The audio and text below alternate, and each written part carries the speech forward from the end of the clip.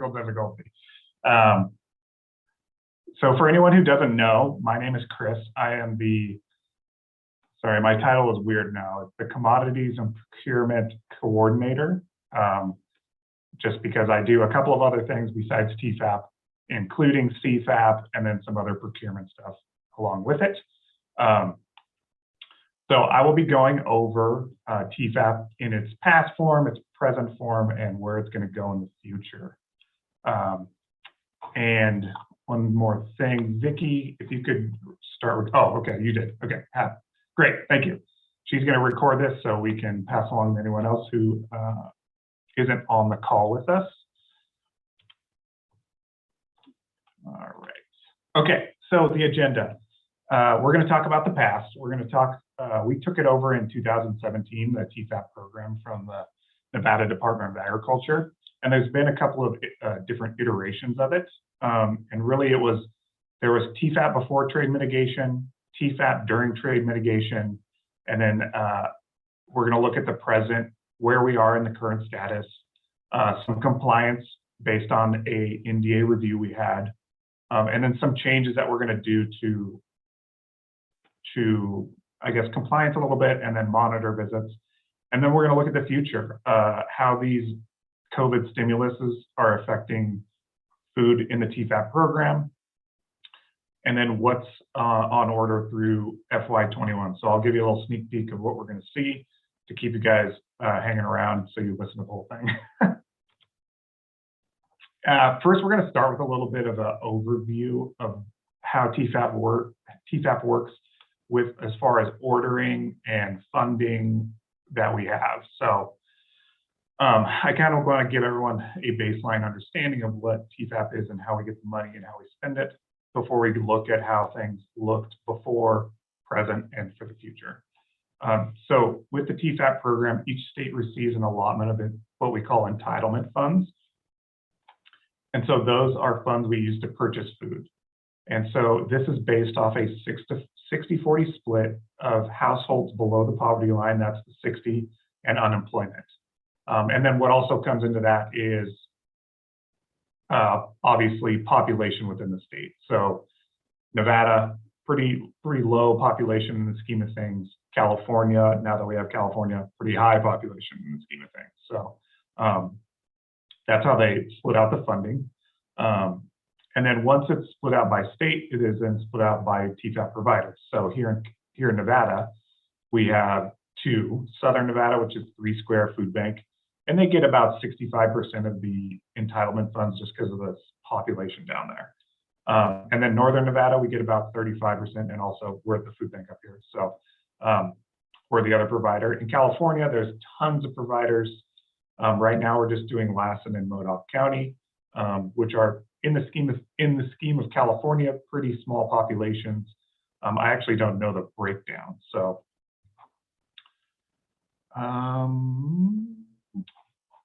hold on 1 minute, we got a message here.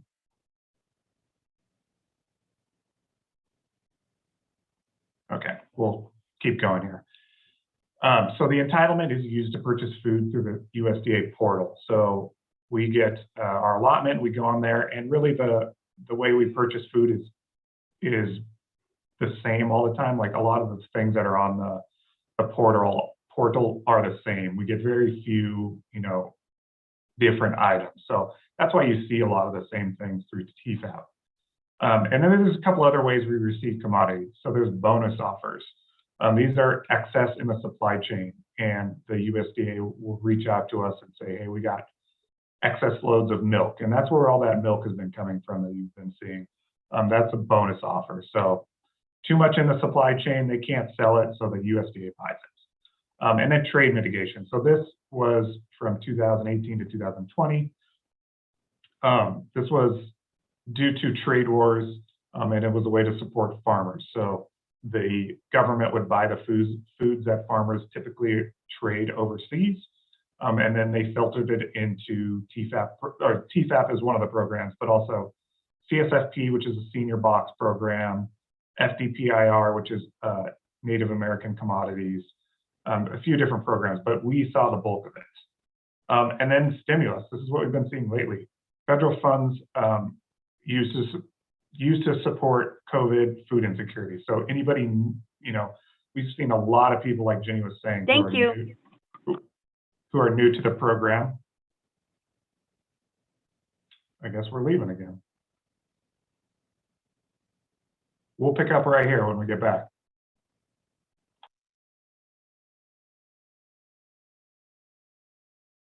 Yeah, so stimulus money has been coming in, and we've had 3 stimuluses, and we've received money through 2 of them. We'll talk about a little bit this later, but we're still waiting to find out on the 3rd one, which will be kind of the future part of TEFAP.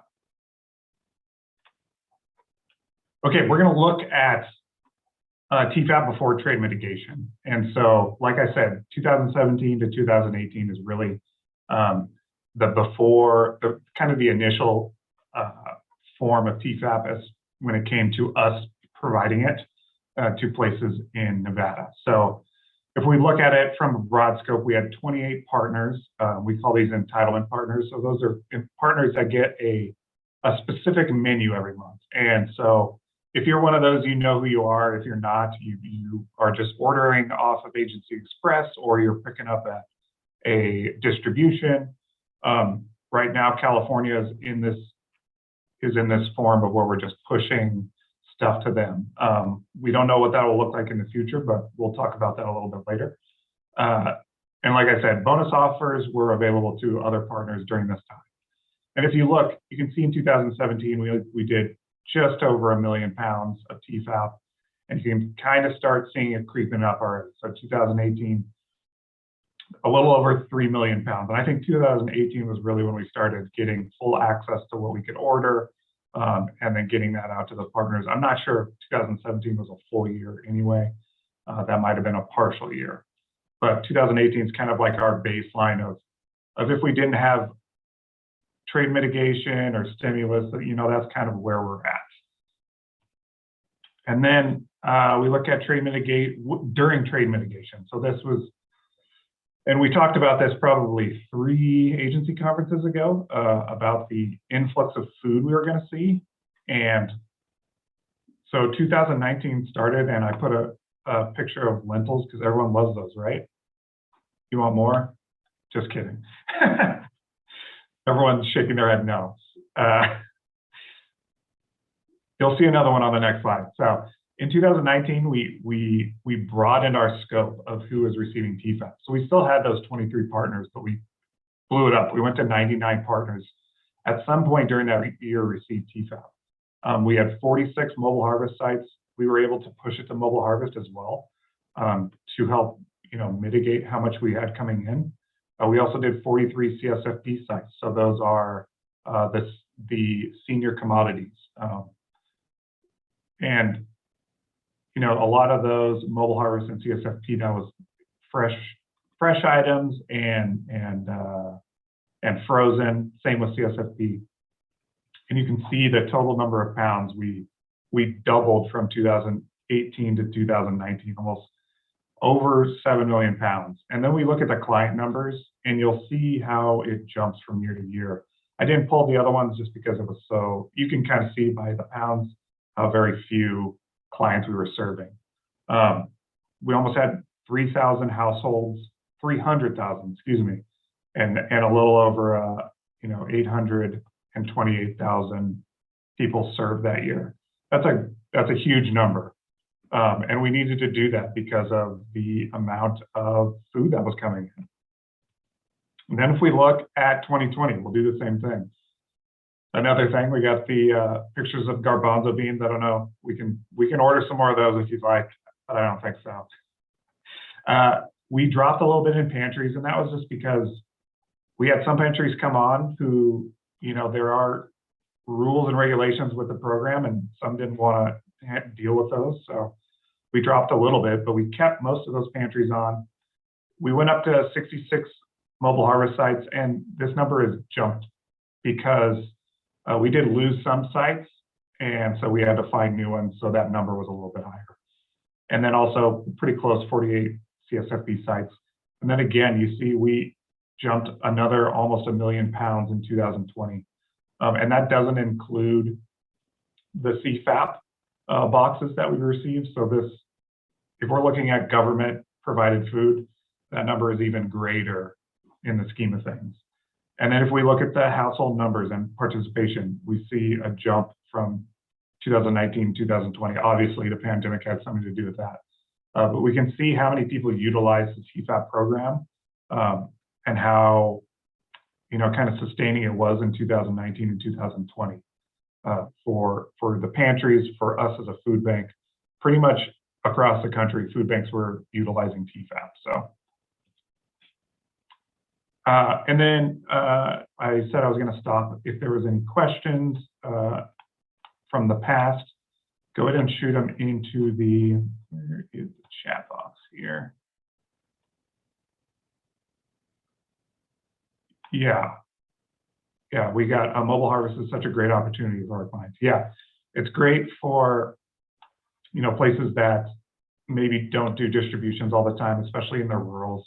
We've been expanding our rural mobile harvest distribution. So it's been a great opportunity for us to put TEFAP on there and provide a little bit more produce and fresh items to those communities. All right, so we're going to look at presently where do we kind of stand with TEFAP, and trade mitigation technically ended in the end of last year, and I say technically because we still have a couple of orders in the system that are waiting to come in. So they've seen some supply chain issues as well, and they're both frozen items. So good stuff coming in, it's not canned, which is fine. But we know where the most wanted items lie. So technically over. And our plan was to reduce the number of TEFAP agencies. We had projected that we were going to lose 4.5 million pounds of food, which is a huge, huge loss. And so we were expecting the TEFAP program to kind of reduce to what we saw in 2018. So our plan was to reduce the number of pantries, agencies who were receiving TEFAP. And you guys all probably saw an email that went out saying, yeah, hey, we're sorry, but we knew this time was coming, and sadly it's come. But there's been a little bit of a change of plans, because even though trade mitigation has gone away, there's still a huge volume of TEFAP that's coming in, which is awesome for everyone who was going to be moved off of the program, or who was on the program and was expecting, kind of a change in the menu that they saw. So the amount of bonus offers, which I was talking about, where there's excess in the supply chain, we've been getting tons of them coming in, all good products. That's where we see like I said, the milk, the cheese, some of this frozen proteins. That's the good stuff that comes in, because our entitlement kind of allotment isn't a lot in the scheme of things, especially if we're looking at a truck of ground beef being over $100,000. That's going to wipe out our entitlement money really, really fast. So these bonus offers are a godsend to us. And then another thing is this stimulus funds. We've received FFCRA and CARES, which were the first two. That just kind of gave us another bump in our allotment to spend, and that's been able to, expand the menu, expand what you see on Agency Express. It's been really positive, and we've been letting the NDA, which is who oversees us, know that these are great opportunities. And for you guys in California, we're still seeing this food on there as well. So when we go in to put in our order, they have differentiated menus based on CARES, FFCRA, that we're able to order from, which doesn't take away from our allotment, which is great for everyone. And then lastly, COSUP, which is the newest one, which is the COVID supplement, I think they call it. They come up with these ridiculous acronyms. But that's just another, I think we got almost $1 million of extra funding to spend on food for everyone. So, and then we expanded our entitlement partners. So if you've been here in Nevada, there's because of the extra food, and then we kind of looked at where there were some holes in the entitlement partners. So again, those are the ones that get the menu every month, just pushed to them. So we expanded because we saw holes in kind of geographical areas who needed more assistance in their areas. So Northwest Reno was one of them, up in the North Valleys, another one, some of them more the rural. So we added another one in Winnemucca because we needed more food in those counties. We may take a look at this again in the coming, months, or maybe at the end of the year, to see if there's possibilities to expand to more areas that need that have higher food insecurity. So this is an ongoing process. Again, California, we've started with 6 partners? Yeah, 6 partners, I believe. And then we're actually bringing on another one, hopefully here pretty soon in Milford. So we try and expand because the whole point of TEFAP is, that everyone has access to it because it's a government commodity. So that's why we've expanded. Okay, now we'll talk about program compliance a little bit. This is strictly for Nevada. We haven't had a compliance review with TEFAP with California yet, and we probably won't for another year. So, but some of this applies across the board because they're all run under the same rules. There's slight differentiations between Nevada and California, but for the most part, these are across the board. So the Food Bank of Northern Nevada has a Nevada Department of Agriculture TEFAP review every 2 years, and 2020 was the most recent review. And so we did have a couple of findings. They came out and reviewed us at the food bank, and then also went out to some of the pantries and reviewed there as well. So I'm going to put these out there, and then we're also going to do some new training videos to send out because we need to make sure everyone sees them to become compliant. And so the sign-in process, and just a caveat, some of you are residential programs, some of this doesn't apply to you, especially the sign-in process, or congregate feeding sites, same thing. So this is mostly for pantries. During the sign-in process, the address does need to be taken for each household and needs to be filled in on the sign-in sheet. This was something that we thought we could get around, and I thought we got approval for this, but apparently not based on our review.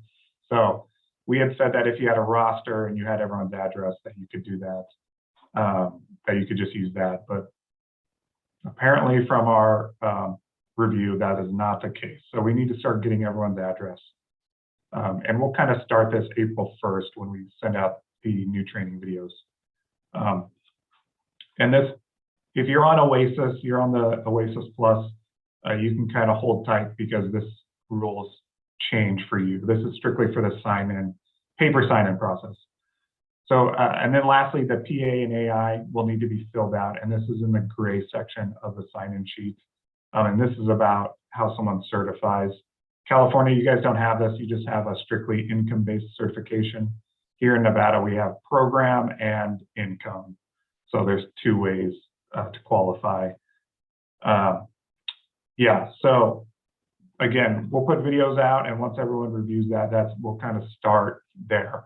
So if you guys have been doing this past, don't worry too much because we're aware of this, and we're going to go from here on to make those changes. Storage requirements. This is another one. Stored TEFAP commodities separate from donated or mark as TEFAP. So this is both in your pantry area and in your storage. TEFAP requires you to either separate it from donated food or mark it so you can differentiate it from TEFAP or from donated food. And this is strictly for, if there's food loss or taking inventory, just an easy way for you to know what's TEFAP, what's not TEFAP. And again, there'll be a video out for that, a really quick one to go over storage requirements and then that specifically. And then civil rights, I know I've been beating this one up to everyone. All staff and volunteers who deal with TEFAP commodities or client information need to go through training. So in Nevada, there's two types. There's full civil rights training, which is a video, or limited, which is a 2-page sheet that you read and sign. In California, you just have to do the read and sign, which is nice. But I'll be continuing to monitor this. And if you have any new staff that come on, please make sure that they go through the training if they're dealing with TEFAP and the clients. So, and then policies and procedures. So this is my fault. I'm supposed to send out the policy and procedure manual to everyone. Here in the next day or two, I will send you out the current one. Nevada has one that's a little bit older, and they're working on a new one. So I'll send you the old one, and then when the new one comes out, I'll send you that. California, I believe I gave everyone a policy and procedure manual, but I can also send that out in digital form if you need that. And then lastly, the video trainings, I'll send those out. This is only for Nevada right now. I'll send those trainings out, and then there'll be a sign-in like we've done in the past as well, a digital sign-in, so I can see everyone who's been through the training. Oh, sorry, I should have looked at my PowerPoint a little more recently. Here's what I'm talking about with the address. That's the section that needs to be filled out, and then over there on the right is the certification. Okay, pantry reviews. And I put pantry reviews, but it's really, I think Jen talked about this a little bit too. I'm going to be trying to be a little more present for you guys out in the field. So I'm going to try and do a TEFAP review with everyone this year. So it may be during the monitor visit, our yearly monitor visit. It may not though. I may try and come out on a non-monitor visit time just to go over the compliance stuff with TEFAP. And then also the NDA does require us to do some during distributions. So I may come out and do kind of a visit, go over things, and then may hang around and help volunteer with you guys as well. Because I want to be a little more present to you guys this year out in the field and not just be the person emailing you saying, hey, where's your report? Or, hey, you haven't done your civil rights. You know, this is a partnership between both the food bank and you guys. And so we are going to do be a little more present in your guys' work, because this is a partnership. So I'll really just be making sure everyone is compliant. You don't worry about if we find anything, because it's just like the NDA does with us. If we find something, we're going to work to fix it together. You don't need to worry about losing your TEFAP unless there's something ridiculous, unless we see you selling TEFAP or something like that, which we should know that it's not supposed to be done. So just be aware when I call and say, hey, can I come out and see you guys? You don't need to worry too much. It's going to be, we call it a review instead of an audit for a reason, because we don't want to scare you guys. It's a partnership. We're working to feed people, and we want to do it within compliance. That's really the thing. Okay, I didn't see any questions pop up. And then we'll have a time at the end too to just kind of discuss anything that you have questions about. So let's talk about the future of TEFAP. So stimulus funding. In the past, like I said, we've used FFCRA funds, CARES funds, and right now we're currently spending down the COSA funds, also known, and this is from the Consolidated Appropriation Act, and this is the one from December. So you can kind of tell when stimulus checks came out is when they signed a new act to help the economy or certain things. So we had CARES was the first one, FFCRA and CARES were kind of during the first one. COSA's the second one, and so we're unsure what the American Rescue Plan is going to bring to TEFAP, but based on the last two, we're going to assume that it brings more funding for food, and hopefully the USDA extends the delivery period for this one, so it goes into 2022. A lot of times they'll kind of restrict where you can use the money, and that really puts us in a bind, because they give us a lot of money to spend and deliver in a little bit of time, which puts a lot of pressure on you guys, because we are constantly asking you, hey, can you take more? Can you take more? We're trying to get the USDA to realize that this is a long haul. This isn't just going to get fixed in the next year, as far as COVID and the economy and all that. So hopefully the next one will extend. The good thing about all these extra funding sources is that all the funds extend our entitlement funds. So we're not spending the entitlement funds that we typically get from the USDA.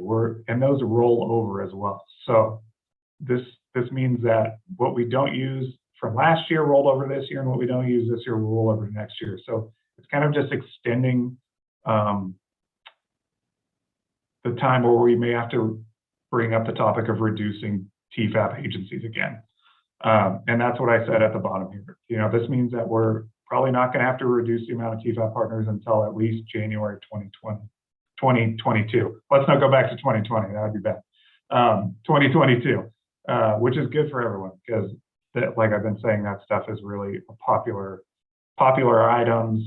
And then talking about that, we can look at what's coming up. Ooh, I went too far. So just a disclaimer, TEFAP orders do have the possibility of being canceled.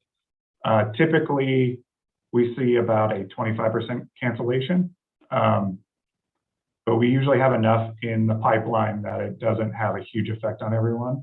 Right now, we've been seeing a lot of cancellations with canned fruits and vegetables just because of the supply chain. And that's across the board. Like when we order stuff too, we've been seeing issues with that where we're long, far away delivery periods. And so this is what I have ordered for Nevada. California, you're going to see similar items. They're going to offer, these are things that are offered to everyone. So California, you're probably going to see some of these similar items coming as well. So if you look, frozen protein, we got frozen protein till December. Probably not as much as last year. Last year, we were doing about 3 trucks a month, which was pushing the limits a little bit as far as our supply or our storage. So we got fish coming, chicken, and a variety of different chickens, turkey, ham, pork chops, and ground beef. Pork chops and ground beef, you're probably not going to see till the end of the year, November and December area, but something to keep in mind. The chicken is almost every month. So you're going to have some sort of chicken almost every month. Dairy, we're going to continue to see milk until June, and then I'm sure they're going to offer those out again. So they do it in quarters. So they'll offer bonus offers by quarter. So each of the last, 5 quarters, 6 quarters, they've offered milk. We're going to assume that's going to continue for the next couple of quarters past June as well. We do have cheese on order almost every month until December, and then also butter. And then another popular item, eggs. We do have orders in 1 load a month from May to December. So that's going to be good. And then also fruit, we have oranges, apples, pears, grapes are on order. One thing that I do want to say is they just offered out mixed produce boxes to us, which would include both fruits and vegetables. This was just recent on Thursday, I believe, and this goes for California and Nevada. You're probably going to see those here in June through September, and they're a pre-packed box, kind of like what you've seen with CFAP, with a variety of fresh fruit and produce. So keep an eye out for those at parking lot distributions or when we do direct deliveries. That's a new item. And then at the end of the year, we also bought some items we don't usually see. So flour is one of them, and vegetable oil. You know, we have this abundance of money, which we don't usually spend on those kind of items because it's more of a cooking tool, not an actual food that feeds people. But because of the extra money, we're able to do that. And hopefully for California, we'll be able to do that as well, depending on what Cal Food Logistics offers us. So keep an eye out for those things. And then we'll have our usual canned and shelf stable items. We try and keep those kind of staples on there for everyone so that you have access to those. And, you know, they're hearty, beans, rice, those kind of things, the canned fruits and vegetables. So That's what kind of the future looks like. Does anyone have, and it can be a question about TEFAP in general, it doesn't have to be just about what I talked about. And you can unmute yourself and ask as well too.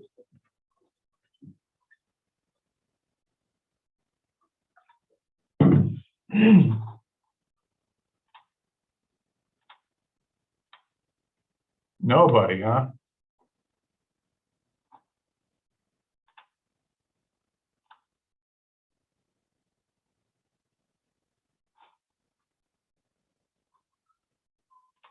Okay, well, that's all I have. Feel free to reach out to me if you guys have any questions, not just about TEFAP. I can talk about CFAP really quick while we still have some time. CFAP is the Coronavirus Food Assistance Program. You guys may have seen this. We've really tried to push it towards communities and agencies that haven't been able to get fresh produce. So we've really been pushing it to our tribal communities here in Northern Nevada. We know that's going to go through April. We just had a kind of a listening session is what the USDA called it. It was like 10 hours of both food banks, distributors, and farmers to talk on this. And so what the consensus I felt like was that the food banks and the farmers didn't really like the program because, like Jen said, they whipped it up real quick. There's a lot of wasted money. It's challenging for the food banks because of similar items as the TEFAP program. So when people get boxes, it could have apples and potatoes and carrots and then some dairy items. In the past, we've seen eggs and some frozen, or not frozen, pre-cooked meat. And the problem is, we're, as the food bank here, we're distributing apples and potatoes as well. So it's kind of doubling up on product that we sometimes already have. And so what we're hoping for is that they'll convert what's in the box to put on either the TEFAP menu or allow us to have more funds or put it into the CSFP program, some of the other governmental programs that have a little more oversight to kind of expand the menu for those. So if we could get, some extra dairy items like yogurt or sour cream or cottage cheese, that would be really beneficial for you guys as partners who may not be seeing those items right now. So we're waiting to hear what we've heard.